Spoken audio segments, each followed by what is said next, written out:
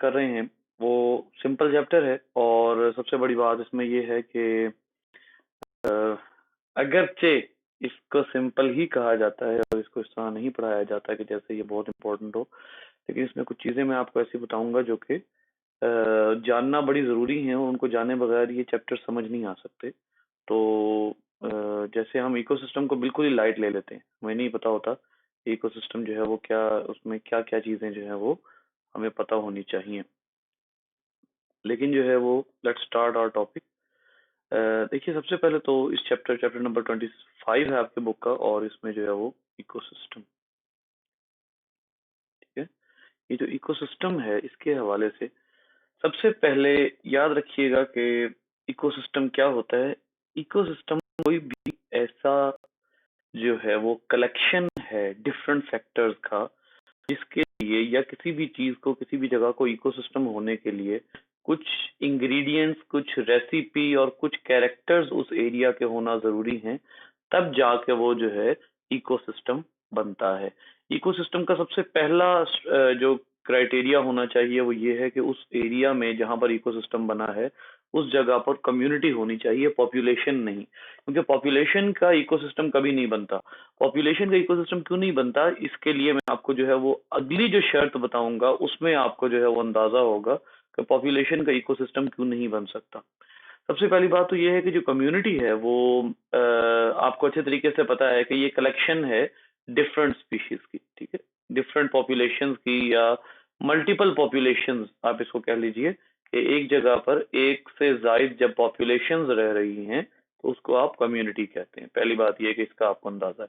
दूसरे नंबर पे ये जो कम्युनिटी इकोसिस्टम है, इसमें जो जरूरी तरीन चीज है जो पॉपुलेशन में हो ही नहीं सकती सिवाय एक के, वो है रिलेशनशिप्स। रिलेशनशिप्स कौन से होते हैं बेटा? रिलेशनशिप्स वही वाले होते हैं जिनको आप कंपटीशन भी कहते हैं, ठीक है। और उसके साथ साथ आप उसको उसमें आप प्रेडेशन को भी लेकर आते हैं, और उसके साथ साथ आप उसके अंदर एक कलेक्शन ऑफ रिलेशनशिप होती है जिसको आप सिम्बायोटिक रिलेशनशिप कहते हैं, उनको भी आप जो है वो लेकर आते हैं।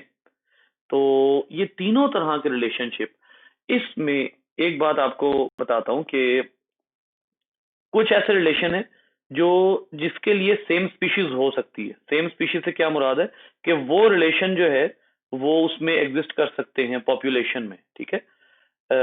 यानी कि ये कोई यहाँ पर कुछ ऐसे हैं जो सेम पॉपुलेशन में एग्जिस्ट कर सकते हैं, जैसे कंपटीशन। कंपटीशन दोनों तरह का होता है। कंपटीशन जो है वो सेम पॉपुलेशन के दरमियान भी होता है और डिफरेंट पॉपुलेशन के दरमियान में भी होता है। तो इसका मतलब ये हुआ कि ये जो कंपटीशन है ये किस लेवल पर एग्जिस्ट कर सकता है? पॉपुलेशन लेवल पर एग्जिस्ट कर सकता है, ठीक है। बट ये बात जहन में रखिए कि कंपटीशन डिफरेंट स्पीशीज के दरमियान में भी होता है। तो इसका मतलब ये हुआ कि अगर कंपटीशन डिफरेंट स्पीशीज के दरमियान में है तो वो कंपटीशन किस में एग्जिस्ट कर रहा है? कम्युनिटी में एग्जिस्ट कर रहा है। इसके साथ ही अगला रिलेशन प्रिडेशन। अब प्रिडेशन जो है उसके लिए मोस्टली क्या होता है? डिफरेंट स्पीशीज होती हैं प्रिडेशन के लिए। एक स्पीशीज का ऑर्गेनिज्म दूसरे स्पीशीज के ऑर्गेनिज्म को शिकार कर रहा है तो वो एक प्रॉपर प्रिडेशन है और वो अपने फूड के लिए उसको यूज करता है। तो ये जो है वो एक प्रिडेशन इस हवाले से जो है वो बड़ी इंपॉर्टेंट होती है और ये डिफरेंट स्पीशीज में होती है।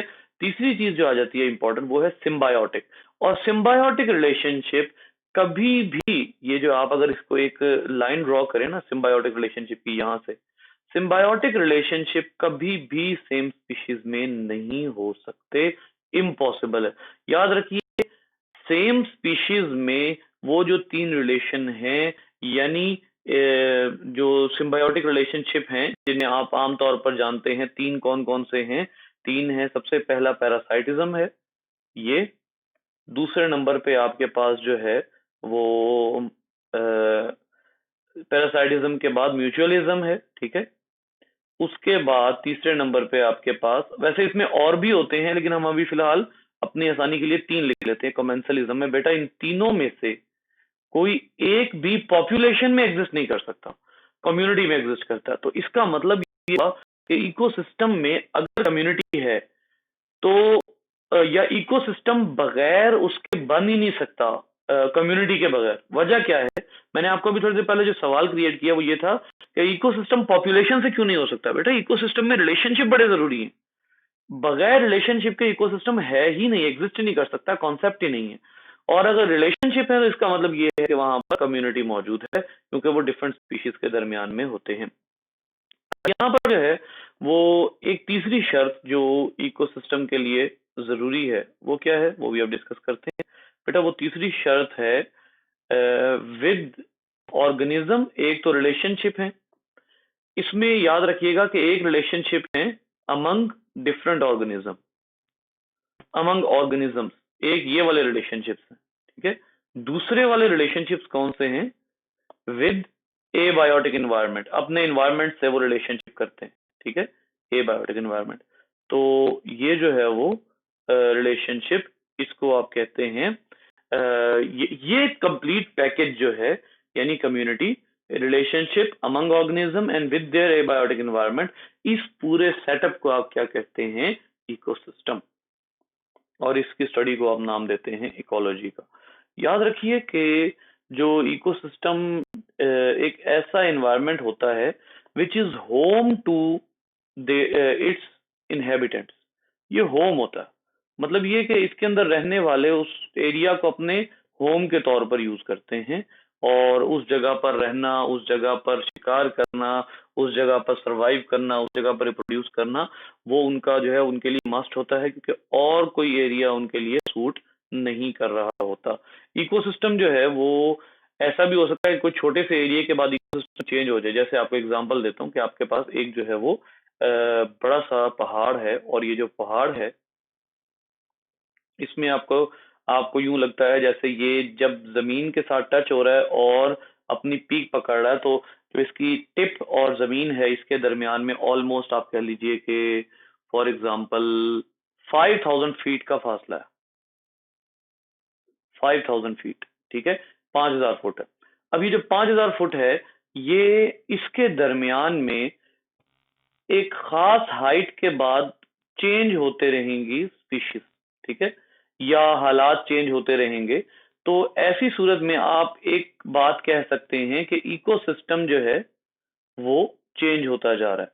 लेकिन एक बात याद रखिए कि इकोसिस्टम सिर्फ इस तरह चेंज नहीं होता, और भी जरिए होते हैं जिनके जरिए इकोसिस्टम हाइट के साथ, एरिया के साथ, अवेलेबिलिटी ऑफ रिसोर्सेज के साथ, वाटर की अवेलेबिलिटी के साथ, सब चीजों के साथ जो इकोसिस्टम है वो चेंज हो सकता है, बदल सकता है। यानी मेरे कहने से मुराद ये है कि एक इकोसिस्टम यहाँ खत्म हुआ, अगला यहाँ से शुरू हो गया। वैसे तो आम तौर पे जो इकोसिस्टम होता है ना, वो खत्म और शुरू नहीं हुआ करता। मतलब इकोसिस्टम की आमतौर पर डिवीजन नहीं की जाती। जैसे आप कहते हैं ना, अब इनमें से कोई भी चीज ऐसी नहीं है कि जिसमें आप ये कहें कि जी फलां ये स्पेसिफिक बाउंड्री है। ये जो चीज है, ये जो कॉन्सेप्ट है, इसको मैं आपको एक और अंदाज से समझाऊंगा। ये कॉन्सेप्ट जो है ये इकोसिस्टम के लिए यूज नहीं होगा। इधर देखिएगा, असल में जो इकोसिस्टम होता है उसके लिए कोई बाउंड्री नहीं है, नो बाउंड्री। बाउंड्री क्यों नहीं है, क्योंकि जो इकोसिस्टम है उसके अंदर ये नहीं शर्त रखी गई कि उस जगह कौन सी कम्युनिटी हो, ना ही ये शर्त रखी गई है कि कौन कौन से रिलेशनशिप हो, और ना ही ये शर्त रखी गई है कि एबायोटिक एनवायरनमेंट कौन से हो। बस ये तीनों शराइत जहां पूरी हैं वहां इकोसिस्टम है। इसका मतलब है इकोसिस्टम की कोई बाउंड्री नहीं होती। इकोसिस्टम मौसम के हिसाब से चेंज नहीं होता। इकोसिस्टम उस एरिया के हालात के हिसाब से चेंज नहीं होता। हाँ, आप ये कहेंगे कि यहाँ की इकोसिस्टम की कम्युनिटी डिफरेंट है, लेकिन इसका यह मतलब नहीं है कि उस इकोसिस्टम को कोई और नाम दे देंगे। इकोसिस्टम का नाम हर जगह सेम रहेगा। आप ये जरूर कह सकते हैं हाँ यहाँ की कम्युनिटी डिफरेंट है, यहाँ की जो है वो प्लांट्स डिफरेंट है, यहाँ के बैक्टीरिया डिफरेंट हैं, यहाँ के फंजाई डिफरेंट है, यहाँ के जो है वो एनिमल्स डिफरेंट हैं, ऑर्थ्रोपोड्स यानी जो इंसेक्ट्स हैं वो वाले एनिमल्स डिफरेंट है। ये आप जरूर कह सकते हैं, लेकिन इकोसिस्टम का चेंज होना, उसमें मौसम चेंज हो जाएगा लेकिन नाम नहीं बदलेगा, क्योंकि इकोसिस्टम किसी नाम का बाउंड नहीं है। इकोसिस्टम की कोई बाउंड्री नहीं होती। जहां मौसम बदला, मौसम जरूर बदलेगा, इकोसिस्टम इकोसिस्टम ही रहेगा। हाँ, जो चीज चेंज होगी अब वो मैं आपको बताता हूँ कि मौसम के लिहाज से चेंज होने वाली चीज जो है वो क्या होती है। बेटा एक चीज होती है जिसको आप कहते हैं, जो आपने फर्स्ट ईयर में भी पढ़ी हुई है, उसको आप कहते हैं बायोम। ये जो बायोम है ना, ये क्या चीज है, बायोम दो वर्ड से बना है, एक बायो यानी लाइफ, और ओम, ये जो वर्ड होता है इसका मतलब होता है बाउंड्री। लिविंग ऑर्गेनिजम्स के रहने की बाउंड्री। याद रखिए बायोम, जो मैंने अभी आपको कॉन्सेप्ट दिया था ना, ये हिल वाला, इसके हवाले से अब यही कॉन्सेप्ट दोबारा रिपीट करेंगे। बेटा बायोम एक ऐसा एनवायरनमेंट है, एक ऐसी स्पेसिफिक बाउंड्री है जो क्लाइमेट के साथ चेंज होती चली जाती है। बुनियादी तौर पर आप इसको यूं कहेंगे कि ये जो, फॉर एग्जांपल मैंने आप लोगों को बताया था कि इस पहाड़ की पीक का आप कह लीजिए कि ये 5000 फीट है from the level of the ocean, और उसको आप जो है वो हजार हजार की 5 पीक्स में डिवाइड कर लेते हैं। ठीक है, अब हजार हजार की 5 पीक्स के बाद अगर जो है वो उस पहाड़ का क्लाइमेट चेंज होता है, चले मैं इतनी पीक्स नहीं बनाता, फर्ज कर लेते हैं हम 2 पीक्स बना लेते हैं, एक 2500 की, एक डिवीजन 2500 फीट की और दूसरी डिवीजन 2500 फीट की, ये 2 डिवीजन बना लेते हैं। अगर इन 2 डिवीजन के दरमियान में क्लाइमेट चेंज हो रहा है तो इसका मतलब है कि ये जो दरमियान की लाइन है ये एक बायोम डिवीजन है, यानी इस पर आके नीचे वाला बायोम डिफरेंट हो जाएगा, ऊपर वाला बायोम डिफरेंट हो जाएगा। क्यों? इन जगहों पर क्लाइमेट चेंज हो जाएगा ड्यू टू हाइट, और टेक्निकल वर्ड इसके लिए क्या यूज होता है? ऑल्टीट्यूड। यानी इसका मतलब ये हुआ कि इकोसिस्टम का वर्ड उसको आप कोई खास नाम नहीं देते, लेकिन ये जो हाइट होती है या क्लाइमेट होता है उसके हिसाब से आप इस अर्थ को डिवाइड करते हैं कि किस जगह कैसा क्लाइमेट है, किस जगह कैसा क्लाइमेट है, किस जगह कैसा क्लाइमेट है, ये सारा कुछ डिवाइड होता है। और इसमें ये जो दरमियान में जैसे ही क्लाइमेट का चेंज आता है यहां से ही डिवीजन शुरू हो जाती है। इसी तरीके से आप कहते हैं कि जो क्लाइमेट है वो चौड़ाई में भी चेंज होता है। जैसे आप अर्थ की अगर डिवीजन करते हैं, अर्थ की अगर बात करते हैं, तो आपको अच्छे तरीके से पता है कि एक है इक्वेटर, इक्वेटर से ऊपर जाते जाएं आप लाइंस में डिवाइड करें अर्थ को, तो ये जो है ये लैटिट्यूड चेंज है, इसको लैटिट्यूड कहते हैं। ठीक है, अब इस लैटिट्यूड चेंज में जितनी जितने क्लाइमेट्स का डिफरेंस आएगा उतने ही ज्यादा बायोम होंगे, और बायोम बहुत ज्यादा होते हैं। तो याद रखिए कि आपने क्या किया, चले मैं आप लोगों को एक जो है वो आसान सी मिसाल देता हूँ। बायोम जो है उसमें आप जो है वो इकोसिस्टम 1, इकोसिस्टम 2, इकोसिस्टम 3, आप इसमें 100 इकोसिस्टम जमा कर लें, और 100 हो सकते हैं, कोई हैरानी की बात नहीं है। 100 इकोसिस्टम जमा कर लें आप, ठीक है, और क्या करें कि किस बेस पर जमा करें? कॉमन क्लाइमेट की बेस पे। जैसे ही आप कॉमन क्लाइमेट की बेस पे इतने इकोसिस्टम्स को जमा करेंगे तो इसका मतलब ये होगा कि अब you have a collection of ecosystem but a single biome. क्यों? वो कॉमन क्लाइमेट की बेस पर आपने एक पूरी बाउंड्री बना ली है, कलेक्शन कर ली है। तो ये है biome, this is a biome. बड़ी खूबसूरत किस्म की मिसाल इसकी जो है मेरे पास, वो मैं अपनी रिसर्च की मिसाल आमतौर पर जहां भी देता हूँ, अपने रिसर्च की मिसाल देता हूँ आमतौर पर। मैं रिसर्च करने गया था रावलपिंडी और मरी के एरिया में, तो अगर मरी एक्सप्रेस वे से आप ऊपर की तरफ चढ़ना शुरू करें तो एक खास जगह पे आके दरख्त भी चेंज होना शुरू हो जाते हैं और टेम्परेचर का फर्क भी आना शुरू हो जाता है। अब ये जो खास एरिया में आकर दरख्तों की स्पीशीज चेंज होना शुरू हो जाती है ना, कि स्पीशीज चेंज हो गई, एक मेजर स्पीशीज, आपको पता है बायोम अगर आप फर्स्ट ईयर में पढ़ें तो बायोम 2 अंदाज से जो है वो डिफ्रेंशिएट किया जाता है, एक क्लाइमेट के लिहाज से और एक मेजर प्लांट स्पीशीज के हिसाब से। ठीक है, अब जब आप ऊपर आते हैं एक खास हाइट पे आकर, टेम्परेचर तो आहिस्ता आहिस्ता चेंज हो ही रहा होता है, लेकिन जो मेजर प्लांट स्पीशीज हैं वो चेंज हो जाती हैं। जहां से मेजर प्लांट स्पीशीज चेंज होना शुरू होती हैं उस एरिया को आप क्या कह देते हैं कि यहां से अब अगला बायोम स्टार्ट हो जाता है। ठीक है, 2 बायोम्स के दरमियान में एक ऐसी भी रेंज होती है जहां पे दोनों बायोम मिक्स हो रहे होते हैं, लेकिन वो हमारा मसला नहीं है, उसमें ज्यादातर दोनों एरियाज के प्लांट्स पाए जा सकते हैं। ठीक है, लेकिन जो कहने की बात है बेटा वो ये है कि जो बाउंड्री है किसी भी ऑर्गेनिज्म की, किसी भी एरिया के क्लाइमेट की, वो बुनियादी तौर पर जो है वो बायोम कहलाती है। इकोसिस्टम की कोई बाउंड्री नहीं होती, किसी भी एक बहुत बड़े एरिया को भी आप इकोसिस्टम कह सकते हैं और बहुत छोटे एरिया को भी आप इकोसिस्टम कह सकते हैं। ठीक है, ले जी, यहाँ पर डिफरेंट डेफिनेशंस है, पॉपुलेशन है, कम्युनिटी है। अगले स्टेप पे आपको वो आके बताता है, बायोम आगे जाकर बताया करता है वो।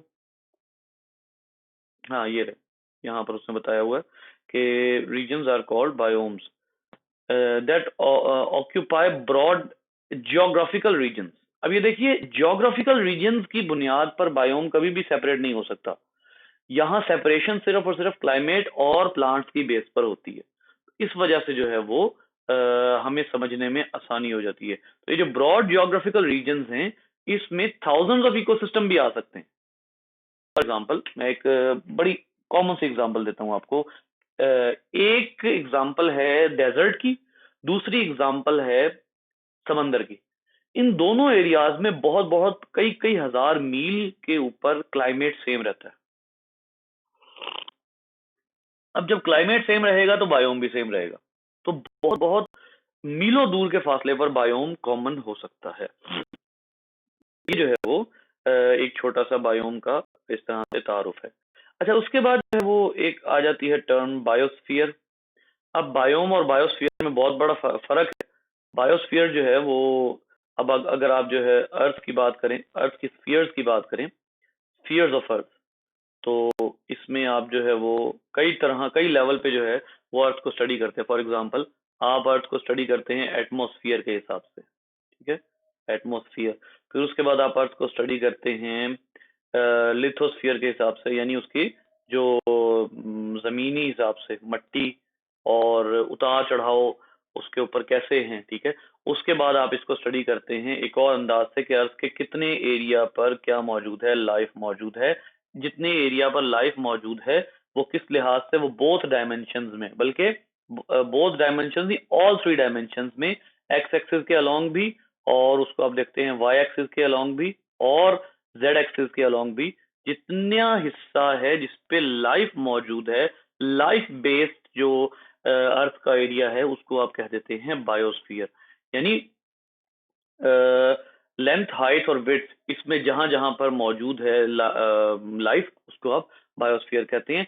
हाँ, मैं एक बात आपको जरूर बता सकता हूँ, क्योंकि विड्थ और लेंथ ये तो बहुत बहुत ज्यादा है ना, कि अर्थ के ऊपर लाइफ कहाँ कहाँ मौजूद है, विड्थ और लेंथ के हिसाब से। मैं अगर आपको बताऊं तो बॉटम ऑफ द ओशन से लेकर, जहां अभी डिस्कवरी हुई है, बॉटम ऑफ द ओशन से लेकर highest peak, bottom of the ocean और हाईएस्ट पीक, इसके दरमियान में जो बायोस्फीयर है, जिसमें ऑर्गेनिजम्स मिलते हैं, जो बायोस्फीयर है वो है ऑलमोस्ट 15 से 17 किलोमीटर। मुझे ये एग्जैक्ट फिगर नहीं याद आ रहा। 15 से 17 किलोमीटर जो है वो हमारे पास ये एरिया है कि जिसमें लिविंग ऑर्गेनिजम्स की कलेक्शन मौजूद है। अर्थ का वो हिस्सा जो कि लंबाई के हिसाब से जिसमें लाइफ मौजूद है, वो इतना जो है वो वसी है, 15 से 17 किलोमीटर है, ठीक है। तो और ये बेसिकली, ये जो 15 से 17 किलोमीटर है, ये बुनियादी तौर पे वो है, ऊंचाई है। तो ये जो है वो बहुत ही ऊंचा जो है वो एरिया है। अच्छा जी, यहाँ पर हम देखते हैं कि ये जो, इसके बाद हम अब देखेंगे कि ये यहाँ पर इकोसिस्टम होता है, उसके लिए एक टर्म यूज होती है जिसको आप कहते हैं निश। वो भी हम देखेंगे, और जो हैबिटाट है वो टर्म भी देखेंगे। ये सब कुछ देखेंगे इंशाल्लाह। अभी जो है वो नमाज का टाइम हो रहा है, अजान हो रही है, तो उसके बाद देखते हैं।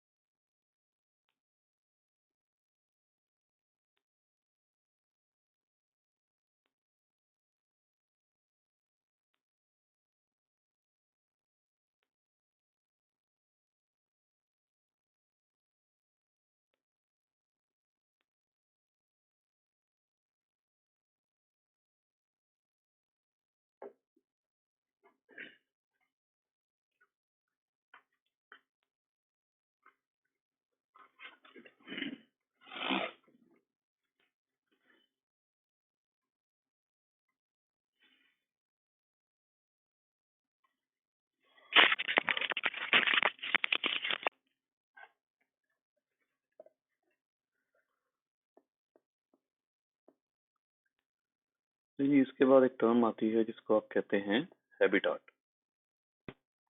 HABITAT, habitat. ये जो हैबिटाट है, ये किसी भी ऑर्गेनिज्म का सूटेबल एरिया है।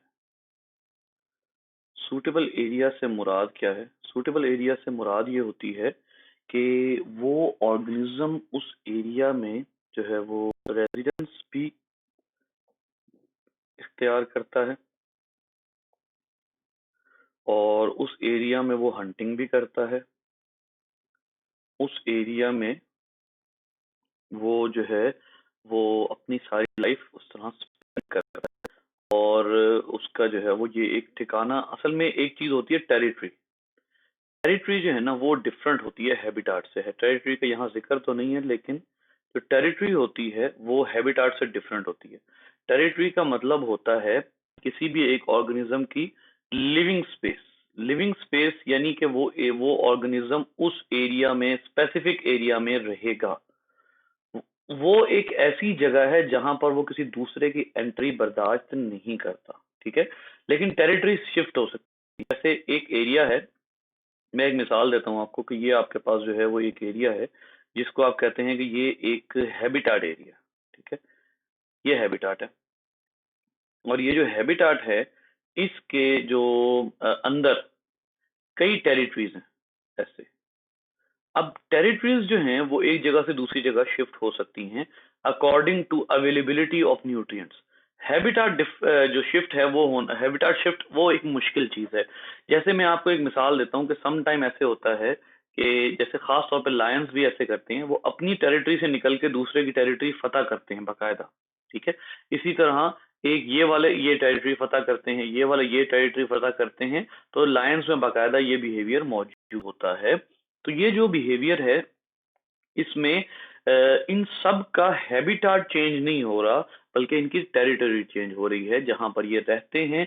और टेरिटरी में एंट्रेंस जो है वो गुनाह कबीरा कंसिडर किया जाता है, वाजिबुल कत्ल किस्म का जो है वो एक इकदाम है अगर आप किसी दूसरे की टेरिटरी में एंटर होते हैं तो, ठीक है। सो ये एक जो है वो बड़ी ऐसी चीज है। हाँ, इसके बाद एक टर्म आ जाती है निश। सबसे पहले तो निश को आप सादा अल्फाज में समझिए। निश का है एक ऑर्गेनिज्म का एक एरिया में रोल, कि वो क्या रोल प्ले कर रहा है, वो किस तरह रह रहा है। फॉर एग्जांपल एक ऑर्गेनिज्म जो है, लायन की बात कर लेते हैं, वो फादर भी है, ठीक है। वो अपने जो उसकी अपने जो एरिया है उसका वो प्रोटेक्टर भी है, ठीक है। उसके बाद जो है वो उस एरिया में जो है वो उसके हिफाजत करता है, मतलब यही उसके दो निश हैं। फिर इसी तरीके से लायनस है, या वो उसमें वो क्या करेगी, वो हंटिंग करती है, ठीक है।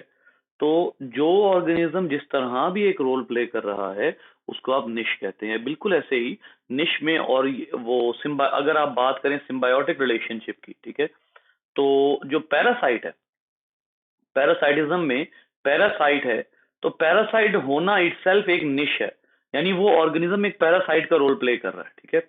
इसी तरीके से अगर आप इंसेक्ट की बात करते हैं, मैं अगर यहाँ पर जो है वो बर्ड्स एंड इंसेक्ट्स की बात करता हूँ, तो दो अंदाज से आप इसको देख सकते हैं, बर्ड्स एंड इंसेक्ट्स। अब बर्ड्स एंड इंसेक्ट्स में आप कहते हैं जी आपके पास जो है वो ये ऑर्गेनिज्म पोलिनेशन करवाते हैं, ठीक है, ये भी इनका निश है, बहुत इंपॉर्टेंट निश है। लेकिन साथ के साथ ये जो है वो किसी भी एरिया में क्रॉप, जैसे इंसेक्ट है, ये हमारी क्रॉप के लिए भी क्रॉप हैजर्ड है, ठीक है, क्रॉप को भी नुकसान पहुंचाते हैं, ये भी है एक नुकसान इनका। तो अब इस हवाले से आप जब डिफरेंट अंदाज से देखते हैं तो एक ऑर्गेनिज्म अपना जो रोल एनवायरनमेंट में उस हैबिटाट में प्ले कर रहा है उसको आप निश का नाम देते हैं, ठीक है। ह्यूमन की बात करते हैं तो ह्यूमन जो है वो एक ही टाइम पर वो अब क्या कहते हैं, एक अर्निंग पर्सन भी है, एक शख्स, वो उसी टाइम पे बेटा भी है, वो बाप भी है, वो भाई भी है, वो शोहर भी है, और जो है वो अपना हमसाया भी है, और वो हर तरह के रोल्स प्ले कर रहा है। तो वो उसका निश है। तो निश जो है वो कुछ के ज्यादा होते हैं, कुछ के कम होते हैं। तो इस तरह से जो है वो एक जिसको आप कहते हैं इस तरह के रोल को आप निश कहते हैं। और निश के हवाले से यहाँ कई डेफिनेशंस लिखी हुई है, ये देखिए। Ultimate distributional unit within which a species is restrained by limitations to its physical structure and physiology. यानी एक ऐसा खास किस्म का यूनिट, एक ऐसा ऐसा खास किस्म का एक यूं आप कह लें कि जो सपोज्ड एक दायरा है, दायरा कार है, जिसमें वो अपने स्ट्रक्चर और फिजियोलॉजी के हिसाब से वो उसमें रह रहा होता है, वो उसका दायरा कार है। आप उसको दायरा कार उर्दू में कह लें, दायरा कार, कि वो उसका दायरा कार है कि जिसके अंदर वो एक जो है वो उसके अंदर उसकी लिमिट में रहते हुए वो अपने हैबिटाट में जिंदगी गुजारता है। तो वो जो उसका दायरा होगा उसको आप कहते हैं निश, ठीक है। इसी तरह से the basic role of an organism in the community, what it does in and for living community, its relationship to its food and enemies, niche the species occupation। यानी इसको कई अंदाज से डिफाइन किया गया है कि उसका स्पीशीज का ऑक्यूपेशन जो है, ऑक्यूपेशन मतलब ये कि वो उस एरिया में किस लिहाज से रह रहा है, उसको आप जो है वो कहते हैं क्या, उसको आप कहते हैं निश कहते हैं। फिर एक और डेफिनेशन भी की गई है नीचे वाले पैराग्राफ में, प्रोफेशन और जॉब ऑफ एन ऑर्गेनिज्म, ठीक है। पर्टिकुलरली कंपोज विद फीडिंग, हाँ मदर है, पेरेंटल केयर कर रही है, बिल्कुल यहाँ पर आप देखिए निश में पेरेंटल केयर भी आएगी। मदर जो है वो केयर करती है, वो मिल्किंग भी करती है और वो शिकार लाके बच्चों को भी खिलाती है, तो वो पेरेंटल केयर जो है वो उस मदर का निश है, ठीक है।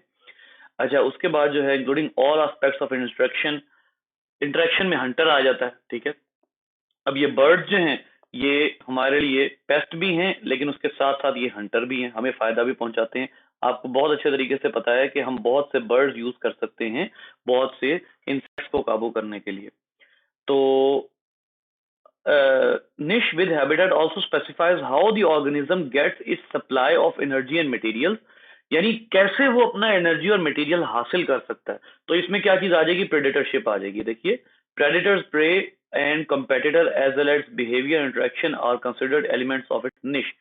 बहुत बड़ा उसका एक शख्सियत आप कह लीजिए। निश जो है उससे मुराद होता है शख्सियत, यानी उसकी पर्सनैलिटी, उस ऑर्गेनिज्म की पर्सनैलिटी, वो कैसे जो है वो उस एरिया में सरवाइव कर रहा है, उस एक ऑर्गेनिज्म के कैरेक्टर्स क्या हैं, उस ऑर्गेनिज्म को उस एनवायरनमेंट में कैसे याद किया जाता है, उस ऑर्गेनिज्म को उस एनवायरनमेंट में कैसे जो है वो रोल प्ले करता है वो ऑर्गेनिज्म, वो उस अगर दूसरे एनिमल सोच सकते होते तो वो उसके बारे में क्या क्या सोचते, ये उसका जो है वो निश है। यानी पर्सनैलिटी और कैरेक्टर जो है ये उस ऑर्गेनिज्म का, मखसूस ऑर्गेनिज्म का निश होता है, ठीक है। सो ये जो है वो इसकी जब आपको डेफिनेशन आती है तो कम से कम दो विद एग्जांपल लिखती हैं आप, कम से कम दो, ये भी डेफिनेशन है उसकी। तो ये कम से कम दो डेफिनेशन आप लिखेंगे और विद एग्जांपल्स। ये आप लोगों के स्मार्ट सिलेबस में नहीं है, ये भी नहीं है। उसके बाद आ जाइए, नेक्स्ट है जी कंपोनेंट्स ऑफ इकोसिस्टम। आपको बहुत अच्छे तरीके से पता है बायोटिक कंपोनेंट्स हैं, एबायोटिक कंपोनेंट्स हैं। तो बायोटिक कंपोनेंट्स को हम सिंपली डिवाइड करते हैं प्रोड्यूसर्स, कंज्यूमर्स और डिकम्पोजर्स। अब यहाँ पर आप जो है वो जब कंपोनेंट्स की बात करते हैं तो जो कंपोनेंट्स हैं उनको हमने जरा थोड़ा सा डिटेल में पढ़ना होता है, खास तौर पे आगे आने वाले दो कॉन्सेप्ट्स के हिसाब से, फूड चेन और फूड वेब। इसमें आप जो है वो ए बायोटिक खुद देख लीजिएगा, मैं बात करूंगा यहाँ पर बायोटिक कंपोनेंट्स की। जो बायोटिक कंपोनेंट्स हैं उनके हवाले से आपको बहुत अच्छे तरीके से पता है कि बायोटिक कंपोनेंट्स को किस हिसाब से डिवाइड किया जाता है। बेसिकली बायोटिक कंपोनेंट्स को इस हिसाब से डिवाइड किया जाता है, वो है एनर्जी ट्रेवल।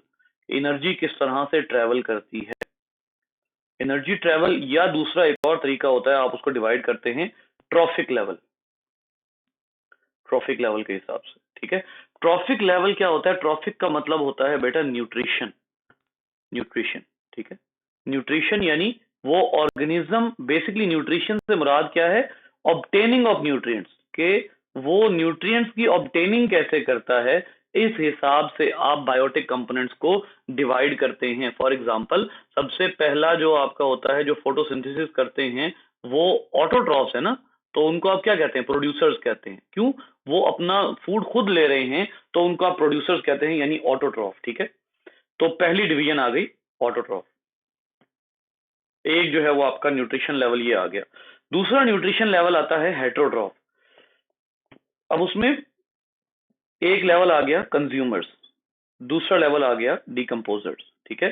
तो अब जब आप इन दोनों को जो है वो डिवाइड करेंगे तो ये दोनों के दोनों एक कैटेगरी में फॉल करेंगे, और वो कौन सी होगी, वो हेट्रोट्रॉफिक कैटेगरी होगी।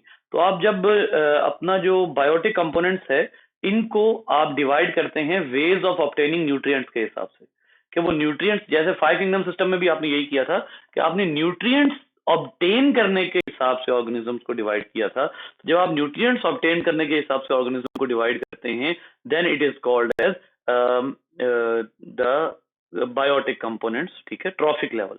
ट्रॉफिक लेवल यानी वो ऑर्गेनिज्म किस ट्रॉफिक लेवल पे है, वो कैसे ऑब्टेन कैसे कर रहा है न्यूट्रिएंट्स। ट्रॉफिक लेवल का मतलब ही ये होगा कि वो न्यूट्रिएंट्स कैसे ऑब्टेन कर रहा है।